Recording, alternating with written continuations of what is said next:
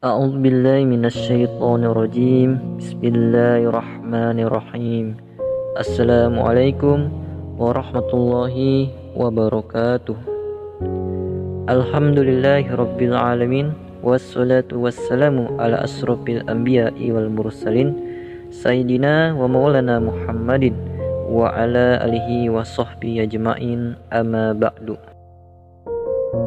Sobat beriman rahimakumullah, pada kesempatan kali ini kita akan membahas yakni gempa dan kemunculan Imam Mahdi. Sejumlah wilayah di Indonesia telah berulang kali dilanda gempa bumi. Dalam rentang waktu yang singkat, gempa mengguncang Tasikmalaya, Padang, Jambi, Sukabumi, Aceh, Nusa Tenggara Barat, Toli-Toli, Sulawesi Tengah, Sumatera Barat, Sumatera Utara, dan Bengkulu. Potensi gempa di Indonesia memang terbilang besar. Hal ini disebabkan lokasi Indonesia yang terletak pada pertemuan 4 lempeng tektonik utama, yaitu lempeng Eurasia, Indo-Australia, Pasifik, dan Filipina. Lalu, apa hubungan gempa-gempa itu dengan kemunculan Imam Mahdi? Ya, menurut seorang mubalik muda, Ustadz Muhammad Ihsan Tanjung, dalam sebuah hadis Nabi memprediksi adanya 2 fenomena yang menjadi pra dan kondisi menjelang diutusnya Imam Mahdi ke tengah-tengah umat.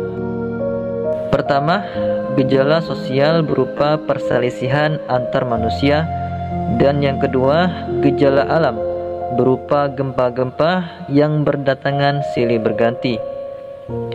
Rasulullah bersabda, "Aku kabarkan berita gembira mengenai Al-Mahdi yang diutus Allah ke tengah umatku ketika banyak terjadi perselisihan antar manusia dan gempa-gempa, maka dia akan memenuhi bumi dengan keadilan dan kejujuran sebagaimana sebelumnya dipenuhi dengan kesewenang-wenangan dan kezaliman." Hadis riwayat Ahmad. Kemunculan Imam Mahdi di akhir zaman telah menjadi perbedaan pendapat di antara ulama. Beberapa ulama memungkiri kemunculan sang imam, yakni Ibnu Khaldun mendoifkan hadis-hadis yang menjelaskan tentang Imam Mahdi.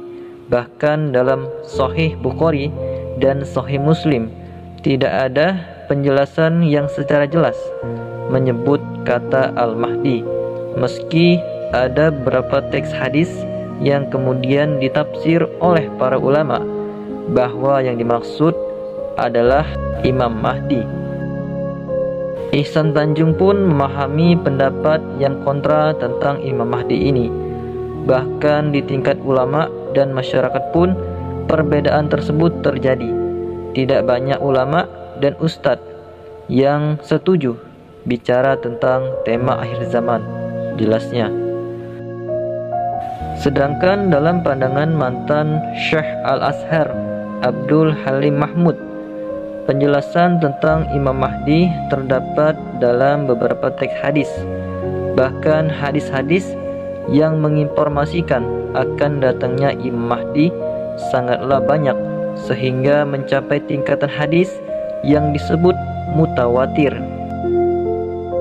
Asy-Syaikh Al-Muhdith Abdullah Siddiq Al-Ghimari, seorang ulama dari Maroko, menyimpulkan hadis tentang Al-Mahdi mutawatir karena telah diriwayatkan oleh 30 sahabat dengan sanad dan jalur yang bermacam-macam.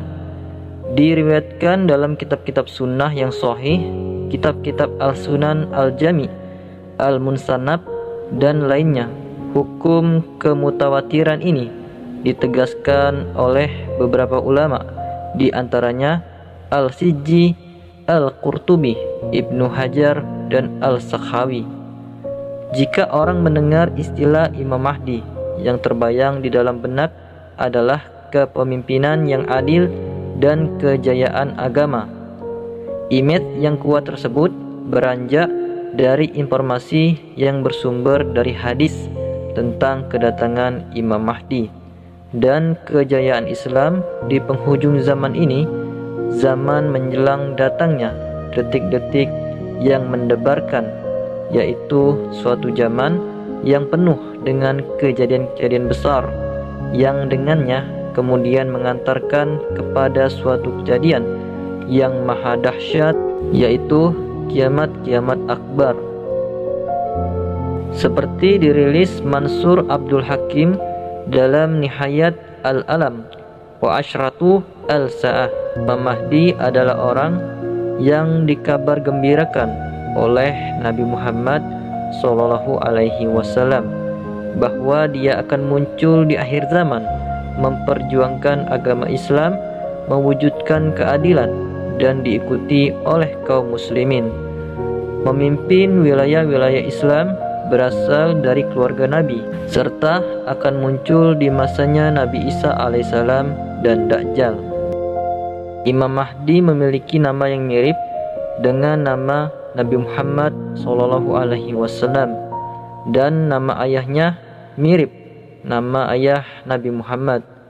Kurang lebih dia bernama Muhammad bin Abdullah. Nabi bersabda, "Andaikan dunia tinggal sehari, sungguh Allah akan panjangkan hari tersebut sehingga diutus padanya seorang lelaki dari ahli baitku, namanya serupa dengan namaku dan nama ayahnya serupa dengan nama ayahku. Dia akan penuhi bumi dengan kejujuran dan keadilan, sebagaimana sebelumnya dipenuhi dengan kezaliman dan penganiayaan." Hadis riwayat Abu Daud nomor halaman 9435. Demikian pula dengan gempa. Sudah sangat sering kita mendengar adanya kejadian gempa dari waktu ke waktu. Dari survei BMKG Amerika Serikat, dalam situs tersebut dibeberkan update gempa yang terjadi lengkap dengan koordinat dan skala Richternya. Dan jika kita melihat situs tersebut, kita akan tercengang mendapati bahwa beberapa tahun belakangan ini terjadi peningkatan frekuensi gempa yang signifikan. Namun, Guru Besar Ilmu Dakwah IAIN Sunan Ampel Surabaya, Profesor Kiai Haji Ali Aziz, mengingatkan informasi tentang kemunculan Imam Mahdi tersebut jangan sampai menjadikan masyarakat terbawa arus yang diusung oleh Syiah, karena konsep Imam Mahdi antara Syiah dan Sunnah sangat berbeda. Menurut dai yang sering berdakwah ke luar negeri itu, di Iran ada wilayah daratan tertentu yang orang selalu datang ke sumur di situ karena menurut mereka Imam Mahdi akan muncul dari situ. Dalam hadis sahih dari Sauban dan diriwayatkan oleh Ibnu Majah dan Al-Hakim dalam Al-Mustadrak, memang dijelaskan bahwa Imam Mahdi muncul dari arah timur. Namun klaim Rafidhah bahwa dia akan muncul dari Samarah tidak berdalil sama sekali, baik dari Al-Quran, Al-Sunnah maupun akal sehat. Dalam pandangan Syiah Rafidhah, Imam Mahdi itu adalah imam ke-12 mereka, yakni Abu Qasim Muhammad bin Hasan al-Askari, yang dilahirkan pada pertengahan Sya'ban tahun 255 Hijriah. Dalam keyakinan mereka, dia menghilang sejak ratusan tahun lalu dan suatu saat akan muncul kembali. Sedangkan Imam Mahdi menurut ahli sunnah adalah seorang lelaki bernama Muhammad bin Abdullah dari keturunan Sayyidina Fatimah radhiyallahu anhu. Dia akan dibaiat pada akhir zaman antara rukun dan makom di Ka'bah ketika dunia telah dipenuhi kezaliman dan kejahatan. Perbedaan antara Syiah dan Sunnah dalam memahami Imam Mahdi ini ternyata akan memunculkan masalah di belakang nanti, karena kaum Syiah memiliki keyakinan bahwa setiap orang yang dibaiat sebagai Mahdi namun bukan skenario mereka, yakni pria yang menghilang dan suatu saat akan muncul dari Samarah. maka pria itu akan dinilai sebagai pembohong, meski dia adalah Imam Mahdi yang sebenarnya. Sebagian ulama kemudian menjadikan hal ini sebagai alasan kenapa Imam Mahdi setelah memerangi semenanjung Arab, kemudian memerangi Persia atau Iran. Rasulullah bersabda, "Kemudian kalian akan memerangi semenanjung Arab, lalu Allah akan menaklukkannya. Kemudian kalian akan memerangi Persia, lalu Allah akan menaklukkannya. Kemudian kalian akan memerangi Rum, lalu Allah akan menaklukkannya. Kemudian kalian akan memerangi Dajjal, lalu Allah menaklukkannya." Hadis riwayat Muslim. Sobat beriman, demikianlah pembahasan singkat mengenai gempa dan kemunculan Imam Mahdi.